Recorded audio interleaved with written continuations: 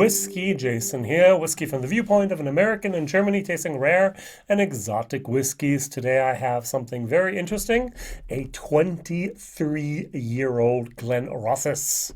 So let's pull this puppy out of its little cage here, or a little tin. So this is one of the most beautiful bottles I've seen in a long time. This is called a decanter. And on the decanter, it only has the word Signatory Vintage. Now, there's three main things I do not like about this bottle. The first one is the following. It has a little dog tag, and if I ever lost this dog tag, let's just say I did this for some reason, or some little child tore it off, or the dog bit off the thing, I would not know what's in this bottle. There's no information whatsoever anywhere about what this is. It's all on this tiny little tag here. So that's the first thing I don't like. So the second thing I don't like is the information on the tag. Most of it is good, and one, let's say for me, essential point is missing. So I do know that it was distilled on the 11th of April 1997. Yay. I do know that it was bottled on the 7th of May, 2020. Yay. I do know that it has a cask number, 6373. I do know that it's a total of 663 bottles, but I have no idea what cask was used. Isn't that weird? It's a single cask. They tell me the cask number, but they don't tell me what it was. Was it rum? Was it port? Was it sherry? Was it, I don't know, mezcal? Well, from the number of bottles that are from this butt, and as well from the nose. Oh, look, it's sherry. We do know, therefore, that it's a sherry, probably a refilled sherry, but hogshead would be a little bit too many bottles that came out of this.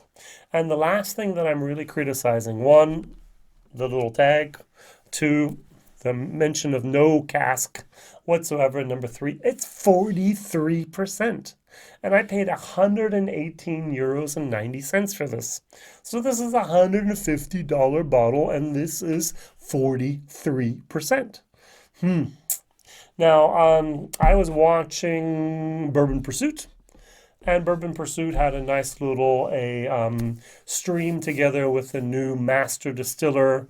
I forgot her name here, from Brown-Forman, Old Forester, Woodford Reserve.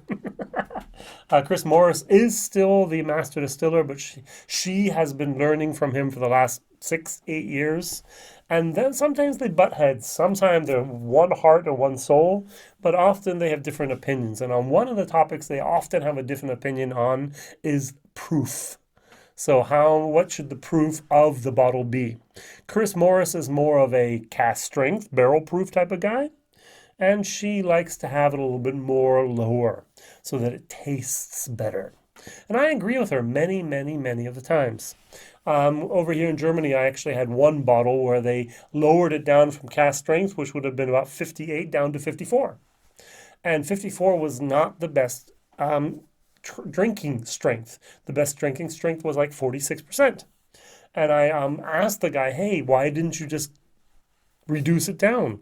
He said, well, I wanted to keep it at that strength because, one, there's a different bottle out there on the market that is that strength already. And number two, he said, I want to give them enough time and the opinion to water it down themselves. It wasn't strong enough. I was like, no, buddy, you don't understand. If it would have been barrel proof, it would have been cask strength, no problem. Keep it at that. But he had diluted it from 58 down to 40, down to 54. And so there was already water added. So if you're going to add water down to the right dilution point where that whiskey is the optimum.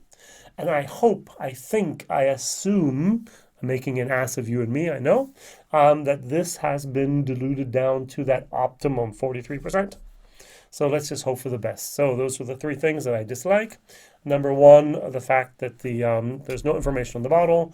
Number two, that we don't know what type of cask is on the tag here. And number three, 43%, even though it's a 120 euro bottle. All right, let's go with the nose. Ooh, nice. Oh, those 23 years are really, really nice. So the year 1997 was not a great year for me. I don't know about you. That was one of the years that my marriage started falling apart. And actually, I didn't even know about it. One of those type of things, huh? Wow.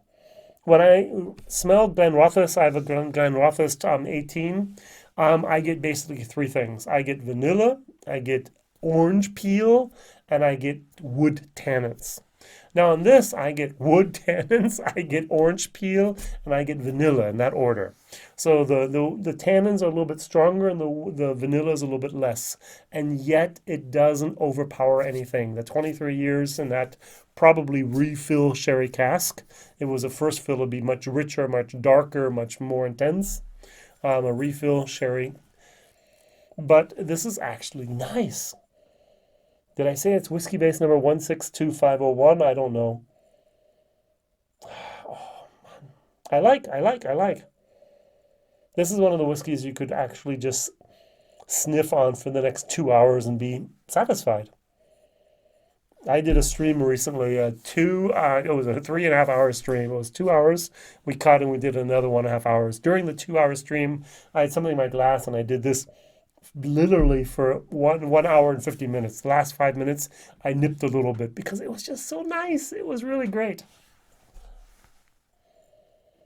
Our German streams are not as rambunctious as some of the American streams. Let's say that. Solange, to your health. Cheers.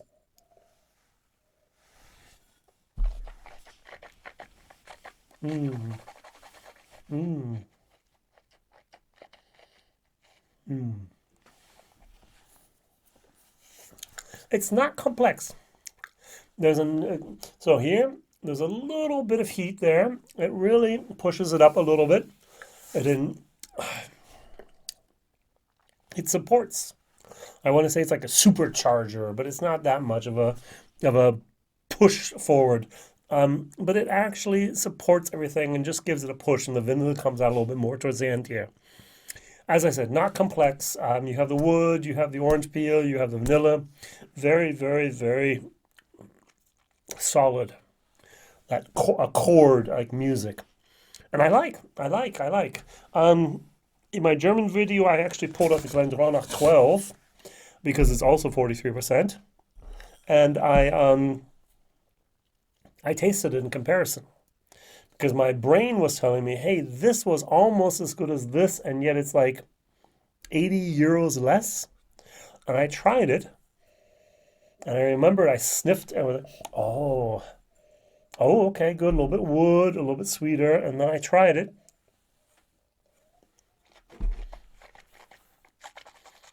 hmm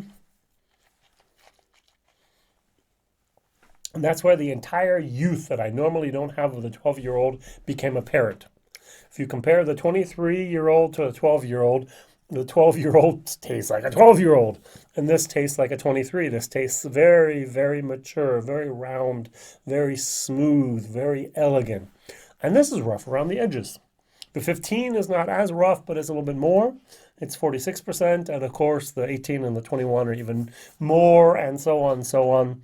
But if you take a look at this, you're getting this on the 23-year-old for the price over here, at least what we have to pay for the Glenrothes 18-year-old. And is it better? Is it almost as good? And you get this really, really cool bottle with it as well. So I'm sure my wife's going to take this bottle and make something out of it or decorate it or use it for something. It really is nice. All right, so my tasting notes, it's going to be a solid B. Very good whiskey. Very, very nice. There's not as many transitions in it as it could have been. So maybe a B towards a B minus, but this is absolutely great stuff. And a value for money, I'm going to give it a C minus. Now, if I do a little bit of math and I say, hey, take off the 10, 15 euros for the bottle, take a look at the 23-year-old age statement, and then compare it to other 43-year-old, 43%, a 20-year-old, a 23-year-old single malts. This is actually not a bad deal. So sometimes Signatory Vintage and other independent bottlers are jacking up the prices a little bit too much too quickly. But in this case, I think it's not that bad. All right, why did I buy it? I actually have a super fan. That's one of the people who actually support me by Patreon and or by YouTube on my German channel. I monetized it. The English is not monetized. And you have memberships also in German. And I have over 50 people that are now Patreon supporters and or YouTube supporters. And one of my super fans actually said, Jason, would you buy the bottle and do a bottle share with it? I was like, okay. And so am I disappointed? Absolutely not. Is this a great bottle? Is it a good bottle? Yeah. So, question of the day. What is your favorite Glenrothes? There's actually a Glenrothes Soleras. That's the name of the new series. It was called the Whiskey Maker. I think it was 52%, 50.2.8%. Over here in Germany, it was about 70 euros. Oh, that red and black bottle on the red and black box, and it was so good. I was absolutely surprised and excited about how good that stuff is. Yeah. All right. What's your favorite Glenrothes out there on the market? They belong to Erdington. And if you don't know anything about Glenrothes, maybe you can say what's your favorite Macallan or your favorite Highland Park. Whiskey Jason here, whiskey from the viewpoint of an American in Germany, tasting rare and exotic whiskeys, one of 663 bottles worldwide. Thank you very much for watching. All the best. Usually my whiskeys are the things you will never see. Sorry. Bye-bye.